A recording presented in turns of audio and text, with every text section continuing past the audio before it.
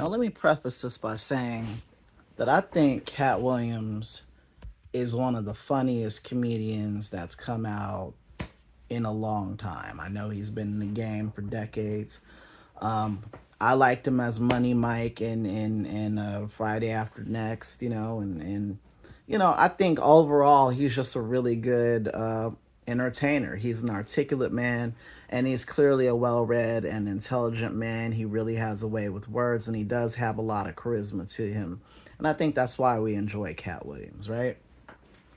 But I'm not one to let my enjoyment of a celebrity or feeling like someone is likable, I'm not one to allow that to override my critical thinking skills. So I keep hearing how Katt Williams is a genius and he's a this and he's a that, and he went on the Shay Shay Lounge, and I think he talked to Willie D and a few other people.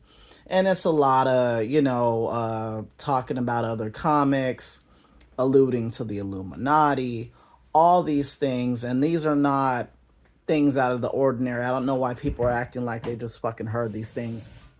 Katt's been talking shit about people and mentioning the Illuminati since fucking forever. In any interview you want to watch, this dude is in subtle ways and not so subtle ways referring to the Illuminati or Big Brother or whatever people want to call the shadow people that run the world or pull the strings or however the fuck you want to refer to it. He's always referring to those things and talking about those things. So I don't know why people are acting like this is new. This is not new, right? But what I've noticed is everybody, first of all, people are too complimentary of people in general. If you do anything nowadays, oh, what an icon, what a rock star. Oh my God, I'm so pressed. I hate that. I hate the shit where it's like someone does their job or just looks good in an outfit. It's like, oh my God, what an icon. But anyway, everybody in the comments, under these interviews that Katt's been doing is, kind of like, oh my God, Katt, he's saving the industry. He's coming through. He's a genius. He's a that. He's a this. He's a that. Here's what I think he is. I think he's a guy who's very smart. I think he's very calculated. I think he's a person who worked his way to the top, and I think you have to have a certain take no prisoners, almost animalistic, um, savage view when you've had to work and scrape for everything. And I do, believe he's a self made man, and I absolutely appreciate that. But a genius he is not. Okay, a genius he is not. I'm gonna break down what I think he's doing, and this isn't hate. I think he's just a normal person who fucking cracked the code. And if I can see you crack the code, then I know the code too, and I ain't nothing special, right? So, Katt Williams particularly appeals to black people. He's got crossover appeal, but he mostly appeals to black people, and he mostly speaks on black subjects and with a black cadence and does different bits that black people appreciate. It's very much African American humor, black humor, however you want to title it. Okay? So if that's your main audience, then you know the concerns and you know the themes that come up in the conversations of this audience. Because if you don't know that, you can't cater your material toward them. People can't see themselves in your material, right? So what he knows about black people and what I've always noticed about black people is they are highly susceptible to sensationalism and to conspiracy theories, be they true or not. A black person generally will buy it hook, line, and sinker from my observations in all my life. Okay? What black people are doing is generally, most black people are walking around, a lot of them nowadays, especially with some stupid ass victim complex. And that victim complex makes it that they're more likely to believe in any conspiracy theory because, according to them, there's always someone trying to hold them down, right? Now, I've been black my whole life, obviously, and there is racism in the world, and there's bullshit in the world, and there are times when you're discriminated against, but I don't believe that my whole life is being held down. I don't believe that whites are my enemy. I don't believe that they're my savior, right? So I'm not really thinking about whites. I'm thinking about me, and I'm thinking about the money I want to make and the places I want to go. But a lot of black people don't share that strength and that resolve and that single minded determination, dogged, individualistic spirit that I have. A lot of black people don't have that, unfortunately. So they lean towards sensationalism. So to tie that back to Katt Williams, he uses sensationalism. He uses that, right? Am I saying there's no Illuminati? No. Am I saying that there are not shadow figures that pull the strings and control the things we do en masse? I think fucking that China flu let us know about that, right? Do I think it's there? Yeah, I think it's there. But I don't think they're fucking with everybody like that. I don't think they're fucking with a guy who played Money Mike on Friday. I don't think they're fucking with a guy whose persona has been a fast talking, street smart, articulate pimp. I don't think they're knocking down your door. I think they're looking for CEOs and tech companies to where they can filter in their own messages and shit like that.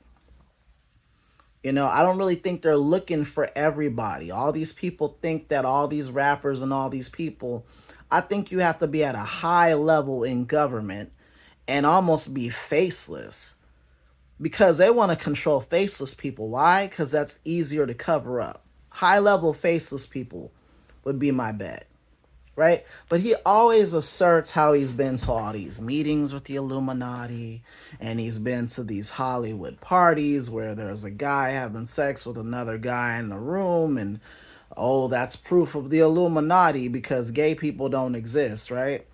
And he says so many things where if you just sit down and you think to yourself for 5 minutes, does that make sense? Is that right? You know, if you do that, the story seems a little muddy, a little foggy, right? So, what made me feel like, you know, he's just appealing to black people and how childlike and simple minded some black folks can be at times? He said, without batting an eye, that the Illuminati invited him and Ludacris to a party and they were gonna go ahead and have them do a thing like they were auditioning for the Illuminati or some shit, which that's just a silly concept. But they told them it would be one of them because there can only be one, right? And somebody would have to shave their sideburns or their side beard or whatever the fuck it was, and that one of them would be making 200 million and you're going to get 10 million dollars per movie and blah blah blah blah blah blah blah, right? Now, if you've been paying attention and you have a little bit of common sense, the items I just listed should let you know that some of this is bullshit because Ludacris ain't never made close to $10 million from a movie in his life. Ludacris is not a good actor. Ludacris is a rapper level actor where everything sounds kind of robotic, but I'm cool and I'm Ludacris, so I'm in the movie. You know what I'm saying? He's not blowing me away. He's not Sidney fucking Portier. He's not Denzel. Okay, he's not Lawrence Fishburne. He's not Tom Hanks. He ain't Tom Cruise. He ain't making no kind of $10 million per picture. And he hasn't even been in that many movies to amass that much. He hasn't been in 20 movies. I guarantee you Ludacris hasn't. Right? So let's go back to this supposed meeting between the Illuminati, Ludacris, and Katt Williams, right? This audition, this interview for the fucking shadow government, right? So they invited both of them to the meeting. Here's my thing, right? Because if we're going to go full conspiracy theory, These are the people with all the information. They pull all the strings. Answer me this. Why the fuck would they have not figured out who they wanted to be in the Illuminati prior to the meeting? Why wouldn't they have figured that out? Wouldn't you run the risk of exposing that the Illuminati is real by inviting the person that you would subsequently reject? So if you invited Ludacris and Katt said no, guess what? Now he knows. Why is he still walking around? Why is he still alive? Why did the fucking charges never ever stick? This is the Illuminati. These are the all-powerful people. These are the people with the seeing eye and fucking, if you look at the pyramid, you can see shit in it. On the dollar, right? These are those people. So you mean to tell me like shit like Katt Williams slapping that Target cash register kid worker in the fucking face on camera? You mean to tell me they couldn't make that charge stick? All that money, all that power, international influence in media, sports, entertainment. They couldn't make that charge stick. You know about them. You can expose them. You've got a hell of a platform. A lot of people listen to you. Transcends race, too. Why would they let him live? That's my first question. Right? Actually, the second question. Why did they invite them both? And why did they let him live? Right? And then we get down to the part of where, and I don't know if you've noticed this, but in every Katt Williams interview, he knew about the project 10 years before the project was made. If you look at the interview where he's talking to Wanda Smith, he's talking about, oh yeah, I had the girls trip script 10 years before it came out. First of all, I don't believe he's a girl. Why would they give him the script? How many men were in this movie? How many men were in this movie? Were there any parts that matched who Katt Williams is and who and what he is known to bring to the table? That's my first question. But what I've noticed is a pattern is, oh yeah, I knew about that. I was a part of that. I turned it down. I was a part of that. I turned it down. I was offered that. I turned it down. I was given this, but I didn't think it was right. They called me up, but I didn't want to be a part of it. I didn't want to wear a dress. I didn't want to do this. I didn't want to do that. Blah, blah, blah, blah, blah, blah, blah, blah, blah. Okay? You could literally watch any interview and this dude is talking about stuff like that. Here's my next question. Okay? If the people and the powers that be don't like you, right? Because you're always talking about the Illuminati, you're always exposing them, you're always doing all these things. If those people don't like you, how do you have access to all these scripts years and years before production even begins on the project? Why are you being offered all these roles? Would they not be aware that different directors and producers and casting agents are offering you roles? Would they not be aware of that? Why would you have access to that? Now, here's the thing. If you want to impede someone's progress and you want to do it in a slick, skillful, and seamless and surreptitious way, meaning low key, you don't do it loud. You don't do it angry. You don't do it public. You limit the information. You limit the information they have access to because that's going to necessarily cut them out the market, meaning if Katt Williams is in the entertainment field and in the Hollywood market and the comedy market, what you just do is you close him out of things. You don't offer him roles. You don't send him scripts that won't be made for 10 fucking years because you're trying to get him out of there. So you limit his information. And why do you choose that tactic? You choose that tactic because you don't even have to get your hands dirty. You didn't do anything from somebody to somebody. You just stopped them from getting information. How are you going to know about the project if I never tell you about the project? If I set up a mandate saying nobody can tell Katt Williams about this project because I'm the fucking Illuminati, and if you tell him about this, I'm going to take action. I'm going to fucking Hillary Clinton you real quick. They're going to find you in a suitcase real quick. See, that's the thing. I need people, particularly black people, to have some better critical thinking skills, some better reasoning skills. We just hear some tea, which I'm so sick of hearing. Side note, look, I'm a part of the LGBT community. I am. I'm sick of like gay phrases. I don't want to hear what it's giving. I don't want to hear about the fucking tea. I don't want to hear she ate all that stupid. All that sounds like is like fucking two drunk drag queens talking at Dairy Queen at 2 a.m. I don't want to hear that shit all the time. We need to stop using that. We need to move on to some different slang. Okay, I don't have beef with drag queens, but that's what that sounds like to me. We need to move on to some different slang. Fuck the tea, fuck she ate, fuck icon, fuck all that bullshit that you say that means absolutely nothing. But getting back to the point, you know, black people are just so snowed by hearing sensationalism and shit talking that they'll just take anything this guy says hook, line, and sinker, and that's what he knows. He sprinkles in just enough truth and just enough sensationalism and name dropping and just enough Illuminati bullshit talk, which, I'm not God. I don't know if it's bullshit. I suspect it is, though, when it comes to him. Ain't nobody knocking on his door. Ain't nobody knocking on his door. I mean, Kevin Hart, I could see. Kevin Hart, I could see. That seems like some you had to sell your soul to the devil type shit. Because I rewatched some of Kevin Hart's old specials, and I was just sitting there like,